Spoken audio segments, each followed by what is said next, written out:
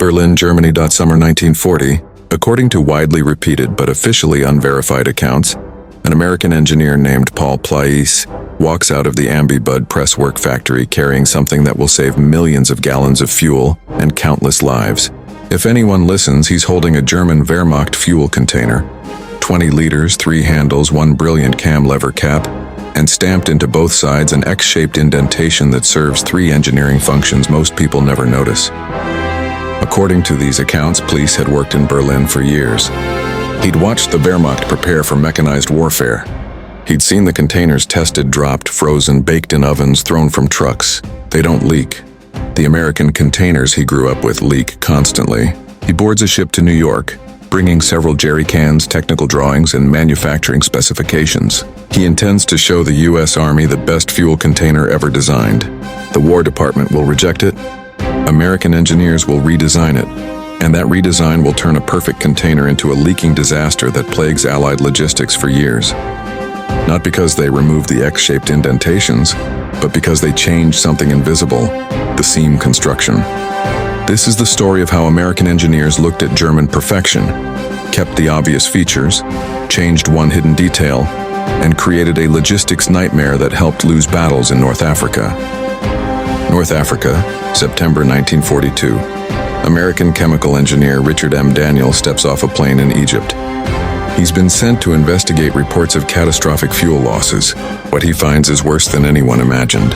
British quartermaster units report losses of 30–40% between port and front line. Correspondent Alan Moorhead writes, "The great bulk of the British Army was forced to stick to the old flimsy 4-gallon container. 2 hours over desert rocks usually produced a suspicious smell. General Auchinleck estimates 30% of all fuel never reaches its destination. In one case, 70,000 imperial gallons leave a depot. Only 30,000 arrive, a 57% loss. The quartermaster calls this a good effort. The British use flimsies, and the name says everything. Thin tin cans with soldered seams, 4-gallon capacity. They buckle when stacked, split when dropped, leak when heated. The seams fail constantly. The Americans use their own outdated designs. World War I cans, screw caps with cork gaskets, and 55-gallon drums needing pumps. These containers were designed for stationary storage, not mechanized warfare across deserts. Daniel watches fuel seep into sand. He watches soldiers struggle with cans needing wrenches, funnels, and 2 men to pour. He watches the entire Allied logistics system hemorrhage the one resource that powers everything. He sends a cable to Washington estimating fuel losses at 40%. In 1987, he admitted this figure was a guess meant to provoke alarm, but it worked. Whether it's Daniel's 40%, Auchinleck's 30%, or the documented 57% case, the losses are devastating. Tanks run out of fuel. Supply columns carry double what they need because everyone knows much of it won't arrive. The Germans don't have this problem.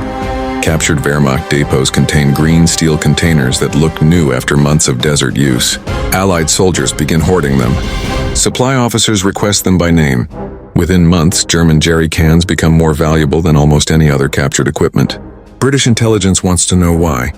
Why do German cans survive conditions that destroy Allied ones? Is it metallurgy, a special alloy? It isn't. It's simply good engineering. Engineering an American named Paul Plaice allegedly tried to bring to the U.S. years earlier. What is documented is that, in summer 1940, samples of German jerry cans reached the U.S. Quartermaster General. Whether brought by Plaice or via other channels is unclear, but the cans themselves were real and remarkable. The Wehrmacht Einheits canister was developed in 1937 by engineer Vinzenz Grünvogel at Müller Engineering Works in Schwelm, Westphalia. The German army adopted it on July 8, 1937. The design was elegant. 20 liters, about 5.3 US gallons. 2 stamped steel sheets welded together, X-shaped seams, and 3 handles. The recessed handles allowed easy stacking and multiple carrying methods. The design lets one person carry 2 full cans or 4 empties. The cap is a cam lever system with an internal breather tube. Flip the lever, the seal releases, air enters, and fuel pours smoothly. No funnel, no wrench, no helper needed. The X-shaped indentation serves 3 roles. It stiffens the structure, allows expansion relief when fuel heats, and prevents vacuum formation when fuel cools. The result is a container built for extreme field conditions, durable, sealed, and efficient. German testing showed minimal losses and excellent durability in heat, cold, drops, and impacts. The War Department initially rejected the design. Reasons are unclear, possibly not invented here, manufacturing concerns, or simple institutional inertia. The US already had containers, supply chains, and contracts. Why change? Eventually, someone at Camp Holabird in Maryland took interest. The Quartermaster Corps evaluated the design, measuring every detail and studying the cam lever system. They photographed every feature, analyzed the steel, and then redesigned it American style. If you want to see how a perfect design gets ruined by shortcuts, this is it. Because what they changed was invisible from the outside. American engineers kept the dimensions, the 3 handles, the capacity, the cam cap, even the X indentations, though slightly simplified. What they changed was the seam. The Germans used electric resistance welded seams recessed for strength. The American version used rolled seams, edges folded and crimped. Faster, cheaper, requiring less specialized equipment, fine for water or non-volatile liquids, a disaster for gasoline in desert heat. Richard M. Daniel later wrote that any petroleum engineer knows gasoline should not be stored in rolled seam containers. Temperature cycles and impacts create microscopic gaps, slow seepage, not dramatic leaks, but multiplied across thousands of cans. American engineers also simplified or removed the internal breather tube in some versions, making pouring harder. They eliminated the German-style interior plastic lining. These were smaller issues. The seam was the critical failure. Production began. Tens of thousands of American jerry cans shipped to North Africa, the Pacific, and training bases, and immediately performed worse than German originals. The leaks weren't dramatic, just slow, steady seepage, stains in the sand, a faint gasoline smell, tamperings under stacked cans. Multiply that by millions of gallons and losses were significant. Better than British flimsies, far worse than German cans. Logistics officers created 3 categories: German jerry cans for critical missions, American cans for less demanding tasks, and British flimsies for everything else. The rolled seams failed under desert temperature cycles. Desert temperatures swing wildly. Days exceed 120 degrees, nights drop 40, 50 degrees. Metal expands and contracts.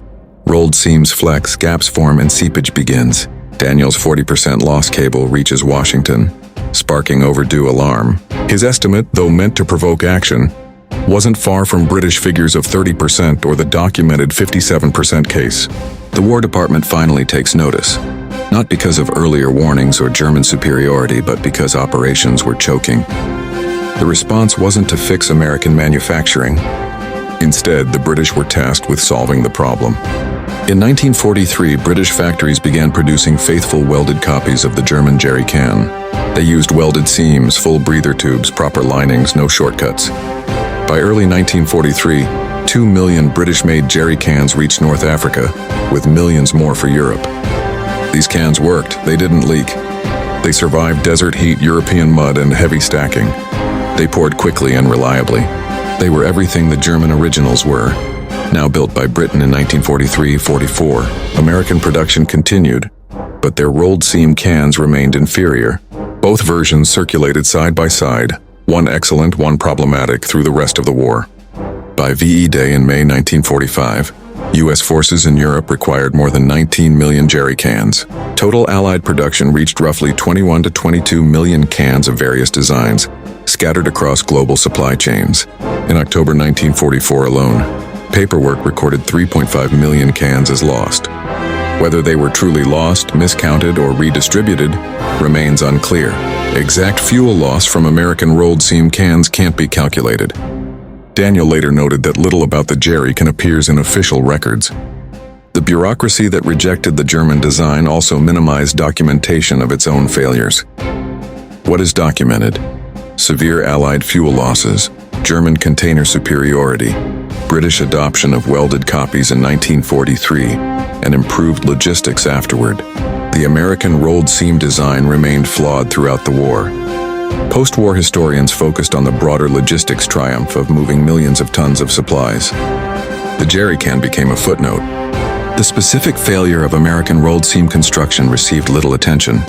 Whether or not Paul Pleiss truly delivered the design personally Records confirm German jerrycan samples reached U.S. officials in summer 1940. The chance to adopt superior engineering existed years before the fuel crisis. Daniel's 1987 article, The Little Can That Could Finally Reveal Details Long Buried. He admitted his 40% loss estimate was exaggerated to create urgency, yet he insisted conditions were genuinely appalling. The jerrycan design continued in service through Korea, Vietnam, and into the 1980s. Eventually, military specifications mandated welded seams, abandoning the American rolled seam approach entirely. The NATO standard 20-liter military fuel container used today is essentially the 1937 German design with minor changes, codified in specifications such as MIL C12A3F and later updates. The lesson: invisible details matter. Small engineering choices dismissed as harmless shortcuts create massive consequences. Institutions resist foreign innovations. Not invented here syndrome carries a cost. The German jerrycan succeeded because Grunvogel and Müller engineering understood every detail mattered. The welded seam wasn't optional. The breather tube wasn't optional. The X indentation wasn't decorative. Each feature served a tested purpose. American engineers kept the visible parts but altered the invisible ones, assuming rolled seams were good enough. They were wrong, and the desert exposed it. Exact statistics are elusive, but consequences were real. Fuel soaking into sand, operations delayed, soldiers preferring captured German cans over US-made ones. A small invisible detail shaped entire campaigns. The jerry can still exist today, recognizable after nearly 90 years, still using welded seams because that's what works. A testament to getting every detail right the first time. Hit that like button. Every single like tells YouTube to show this story to more people. Hit subscribe and turn on notifications.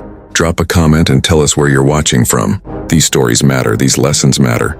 Engineering details matter. Shortcuts have costs. And sometimes the best thing you can do is copy someone else's brilliance exactly as designed. Thanks for watching.